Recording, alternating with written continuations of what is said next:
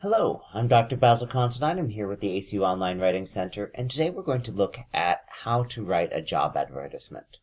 Now, this is something that comes up in many different fields as you ascend the ranks, and when you have a new report that you're hiring, whether it is someone who is within the organization or outside the organization, you need to have a job advertisement or specification so that you know what you're looking for. And sometimes this is formal, sometimes you're just creating a list of requirements that will be used by an external party for the screening, like for example the human resources department. Sometimes you're doing an informal requirement, but either way, knowing what you're looking for is a very important thing. Now, within that, there are also a number of legal and ethical considerations that you want to do to make sure that you are not discriminating or giving the appearance of discrimination. And of course, one wants to hire the most qualified candidate, whatever that happens to look like. So with no further ado, we're going to look at an assignment that involves writing a job advertisement, and we're going to look at some job advertisements that you can use as models or starting points for that. So let's go ahead and look at one such assignment. Now I have here an assignment from the HIED 643 course about writing a job posting. Let's take a look at it. So you're creating a job posting for an imagined university. It's for a resident director position, and we see that there is a scenario that we're working with where they tell us about this institution, the particular things here. And I would say look at all of these details here as relevant here. So the fact that this is a three-story dorm with an elevator is probably important as far as access is concerned, just as if this was for a historic place that does not have an elevator and will not have an expectation of that, or if there was, for example, a requirement that you be able to regularly lift weights of up to a certain amount, you would want that in the job description because you don't want to hire someone who isn't qualified, and you also want to make sure that you are giving the applicants an idea of what will make them qualified for this. Now you have this decision number 1, decision number 2, and decision number 3. And then we have here, an additional requirement here. So there are various things that may be entailed with that, and let's not worry about those specifics right now. Let's look at what the assignment is being graded on. So we have a response to all of the above where you're demonstrating that you understand the content of what you're being asked to create and that you've shown appropriate critical thinking, that you've applied concepts from the reading, that you backed up your decisions with clear sources, telling us how you know this or why this is important, explaining the logic there, citing things, of course, in APA style, and then the rest is more, is it within the prescribed guideline, and is the writing clear and concise? Okay, now, one truism in life is that if you know the kind of thing you're supposed to end up with, it's usually easier and faster to get there. So let's go ahead and find a job posting. Now, whether it's called residence director or resident director is more or less a local thing. Some places will use one more than the other. I think we can agree that this summer nanny opportunity listed here is not something that we are interested in here. We want to have resident director or residence director. Now let's just take a look, and I picked Boston because there are a lot of colleges in the Boston area, and so this will give us, better than some other things, an idea of what's out there. Now you'll see that the results that come up when we just search for the term is getting a lot of stuff that involves residences, but not really the college setting. So if we go ahead and we put quotation marks around that, without changing anything else, we get a response here that seems to be relevant in the first page of responses or search results. Now, if we go ahead and change this to residence director, let's see, we get more. In fact, we get these first two being for colleges in the area, another one. So just that small change in terminology has given us a much more clear thing here. Now, if we back up here, and let's see, Northeastern is a private university in the Boston area. Emerson College, also a private institution. Both of them are non-denominational. There is not a religious affiliation.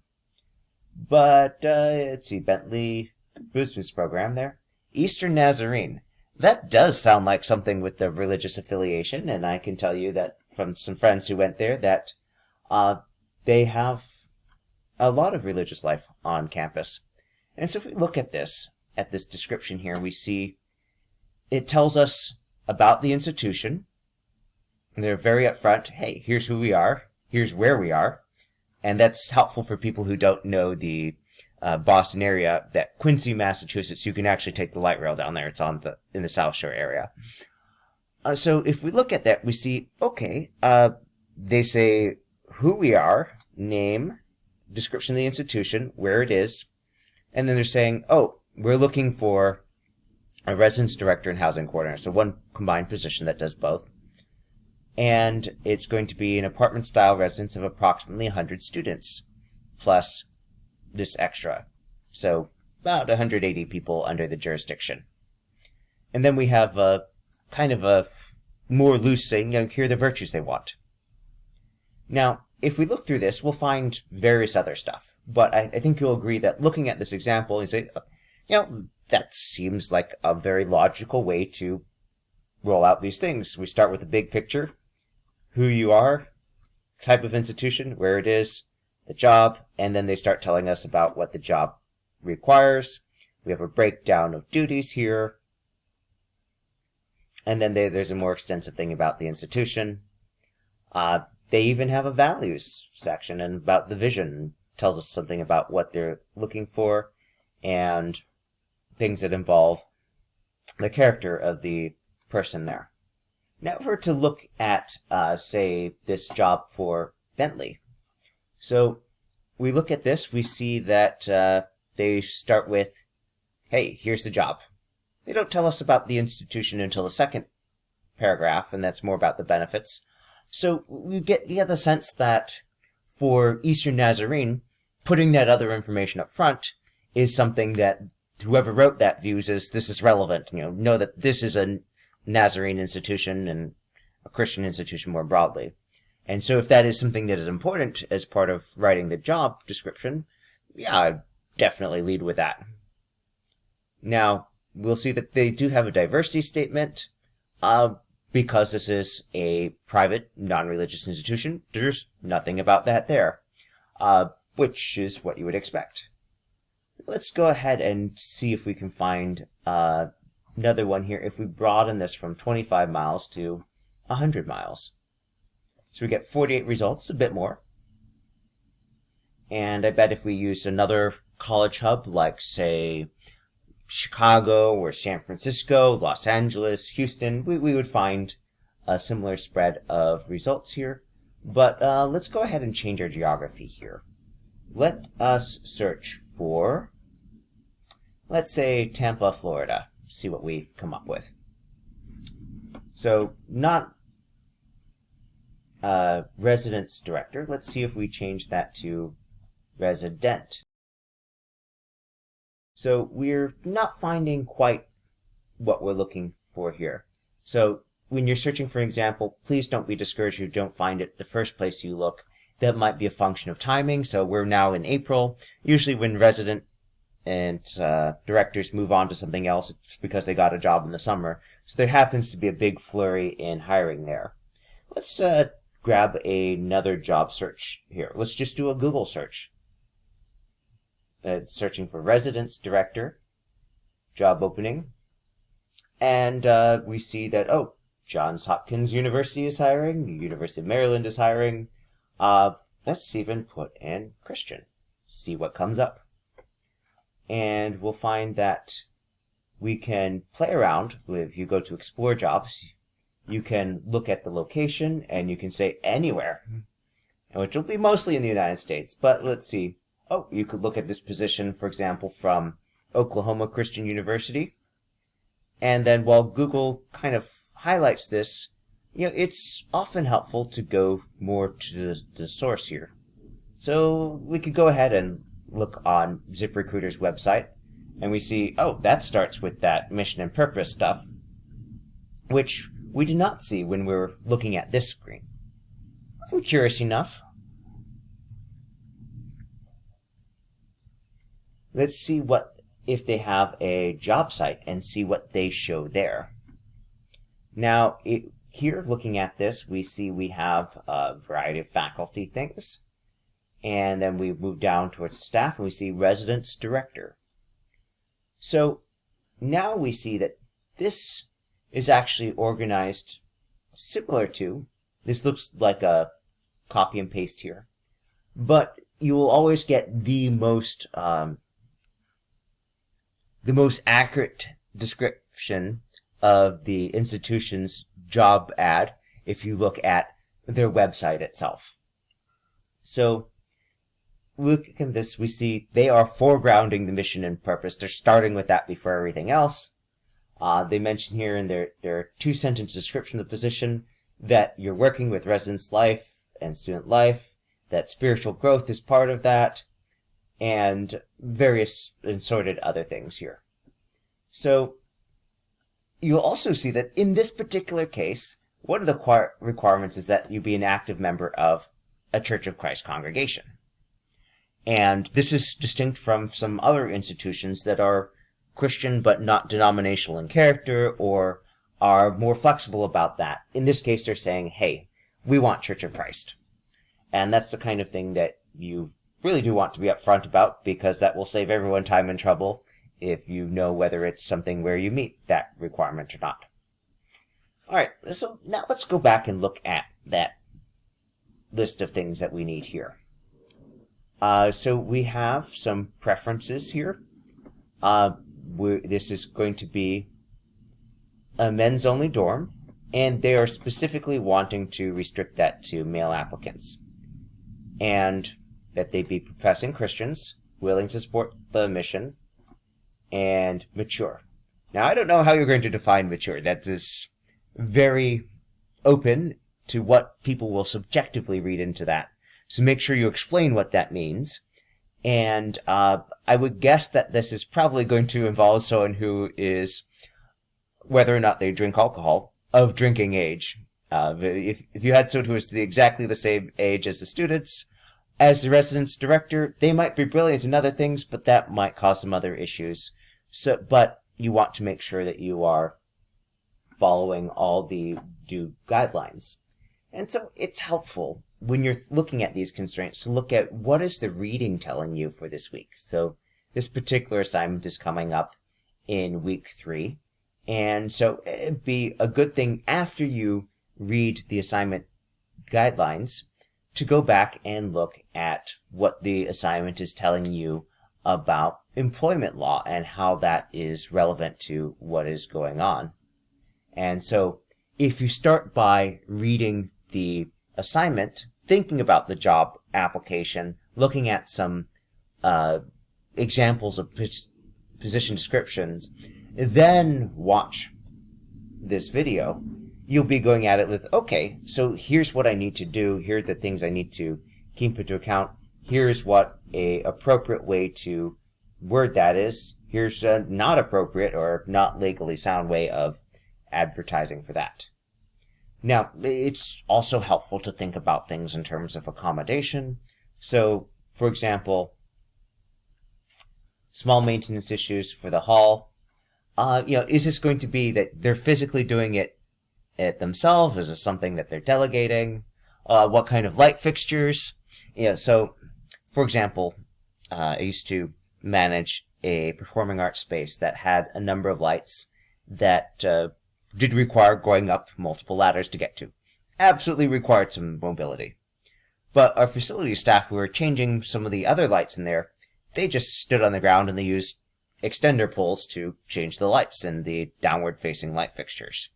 So, well, what is being involved there? If it's something that are sconces that you need to go and get on a ladder to get above, that is very different from if it's something that is just a can light facing down, or a horizontal fixture that also requires that you be up on the same level. So, something to think about as you're planning that. In the case of emergencies, what do people need to do? I don't know about the dorm that you are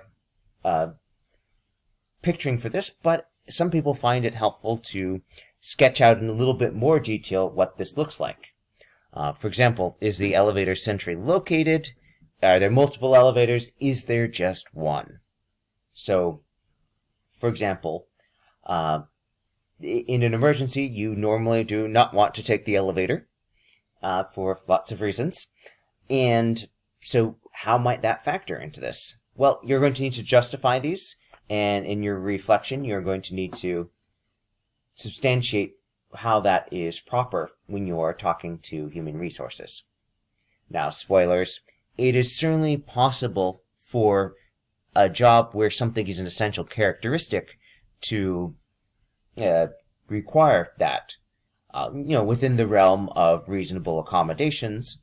And if something is a essential function and there is not a reasonable accommodation that will amount for that, there are reasons why you want to list the function and hire for that function. Okay, let's look at how we might specifically word some things, looking through the lens of what other people have done here. So this one has our qualifications here. Now, thinking back to that maturity, here it says one of the requirements is that you have active work towards a bachelor's degree being required, completed degree preferred. So that is one way to get maturity, or to assess maturity without making it explicitly age. There are some accomplishments that are more likely to be associated with an older age. Not necessarily. I know someone who started med school at age 19. Brilliant person. Would they meet your requirement for maturity? Well, I don't know. I think that's something you would probably suss out in the interview. But you wouldn't normally be advertising an age limit for that, because that gets you into different waters there. Alright, so if we were to, let's stick with ZipRecruiter here. Let's go ahead and search for Residence Director. And for reference here, let's go ahead and put Los Angeles, California in there. Lots of colleges out there. Nothing showing up for that. We'll go ahead and set it to within 100 miles. Change that to Resident Director. Now we have something coming up. Now, I'm not going to poke around in this too much, but Chapman University, okay, let's take a look. Now, we see here that this, let's go to Chapman University's website.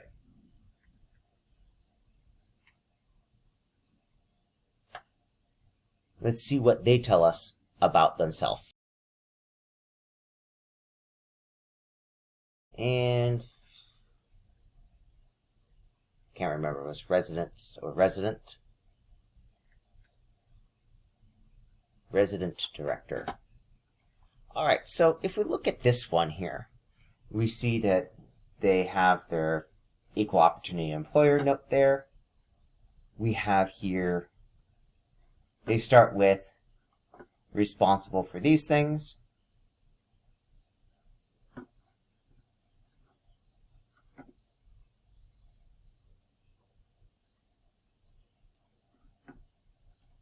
And then they have a list of the skills. And if we look at this, we see that looking at this, if you're looking at ways to make maturity clear as specific qualifications, here we have things like, okay, so there's effective written and oral communication skills, some business know-how, tact and diplomacy, ability to present to these are things that are more likely to be found in someone who's had more experience working. Now, are there multiple paths to do that? Absolutely. But we also have those desired qualifications, a master's degree in one of these areas that is associated with having worked in a college environment doing some of these things. So it is one way to channel and identify the things that you want in a legal and responsible manner here. Now, if we look at this, we have a variety of other things that are in the purview here. And if we back up here, I did see something that caught my eye that might be helpful for looking at how you would word some things. So it happens that they are advertising for a campus pastor position. Now, if you are looking for someone who is of a religious orientation, but you are not specific in the same way as the Oklahoma, the Christian University job that we looked at, we see here, all right, they're looking for someone who is a member of the Interfaith Center staff. And so you'll see that we have some examples of language that is not specific so far about a particular Christian denomination, but more specific about the kinds of things that they want people to do. Respectful interfaith understanding, with each staff member being grounded in their respective faith conviction and beliefs. Okay, so they're not requiring a specific denomination so much as being grounded in your own thing and being able to work with others through that. Request that they work as a spiritual pillar, and in this particular case, training in theology and worship, which seems very reasonable for a pastor.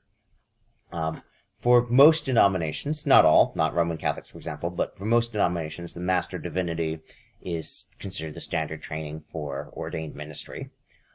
And for that, you certainly get counseling and pastoral care training as part of that. So what this is doing here, by saying, or equivalent highly recommended, they're saying, it's not required, but that or something like it is the kind of thing that we are strongly looking for.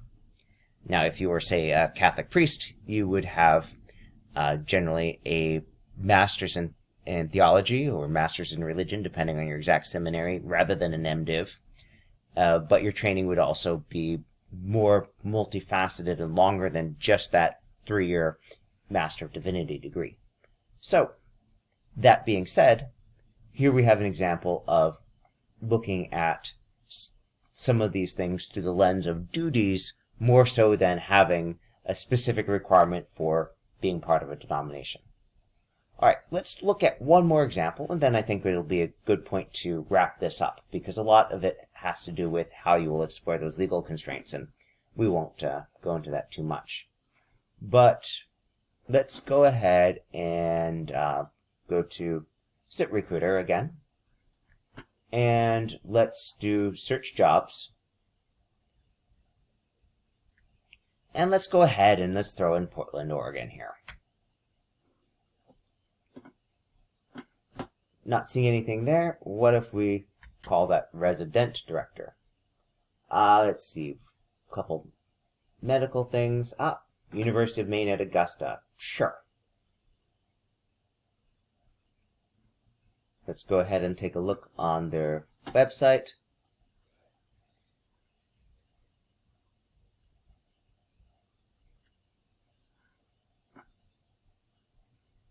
And we'll head straight to their human resources website. Now this is a public college. Let's go ahead and find where their job site is.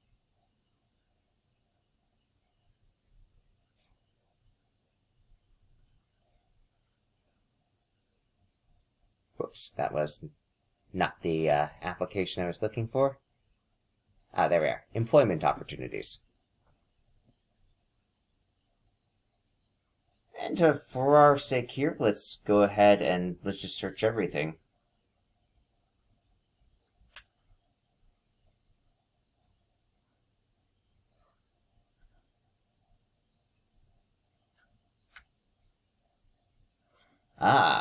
three things here.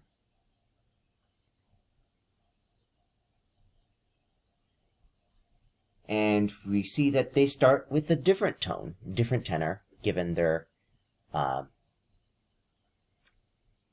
requirements here.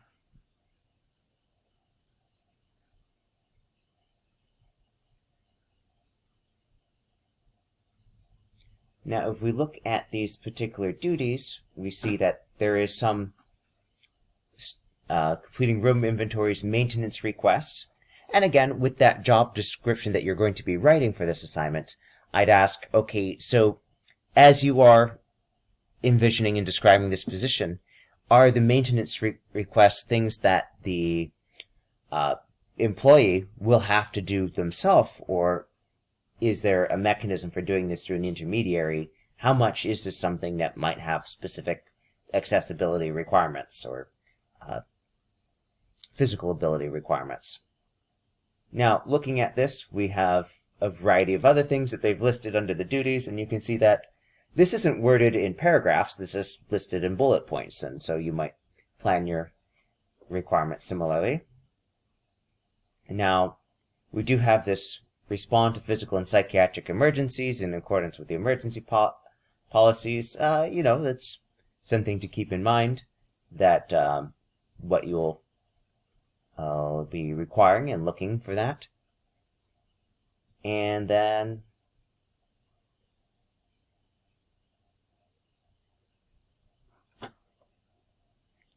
we have here some other things that they're looking for. In this case, unlike some of the other jobs we looked at, they do require a minimum of 1 year previous residence hall or student affairs experience. Always a good thing to keep in mind.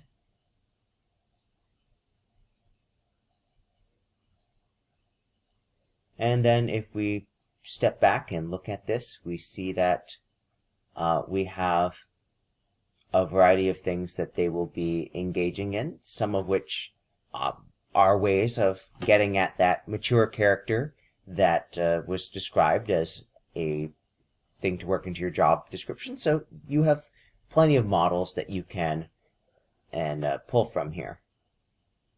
All right, so let's just jump back here to recap. So we looked at this assignment. We looked at how to find examples of things that are directly and indirectly related to what you're looking at. And in terms of justifying the decisions, you want to be extra sure that you are grounding these in well-argued, well-substantiated references. So when you say, oh, I have selected this wording in accordance with this thing, make sure you tell us what that is with a formal citation. And of course, when you are doing the reading for this course, and let's jump back and look at week 3 here. If you have done the reading of the assignment, looking at this and seeing, okay, what are allowable questions? What are things that you want to avoid actual and the appearance of discrimination? And to keep those in mind as you are drafting the specific text around the sort of person that you want. Now, if we're looking at this here, you can have this checklist in hand as you go through, and you say, okay, there is an exception, for example, to the Title VII and the Title IX and requirements you see in these first 2 rows here. If there is discrimination based on religion or sex because of bona fide occupational qualification, and because of organizations' religious tenets, it's where there's a primary purpose for doing something. Now, military service is an example accepted there. We're thinking of the religious tenets. How might that apply, wanting to have that male thing there? Now, with Section 504 down here, of course, you want to make sure that if there's a reasonable accommodation, again, going back to that lights thing, that you have made it clear that that is something that can be done, and that you're not just cutting people out prematurely. Now, certainly, you do not want to do any sort of unequal payment, and you want to be very careful about that the discrimination is based on something that is legitimately related to the job requirements, not just saying, yeah, I'd like an older guy to hang out with.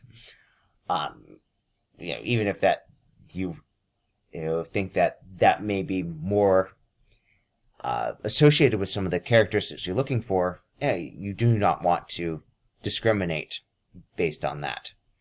So let us wrap things up by saying, absolutely, as you are working on this, it is good to start with knowing where you're heading, and then go back through these readings with so as I specify this, here are the concerns I have, here's how I should ground my justification for that.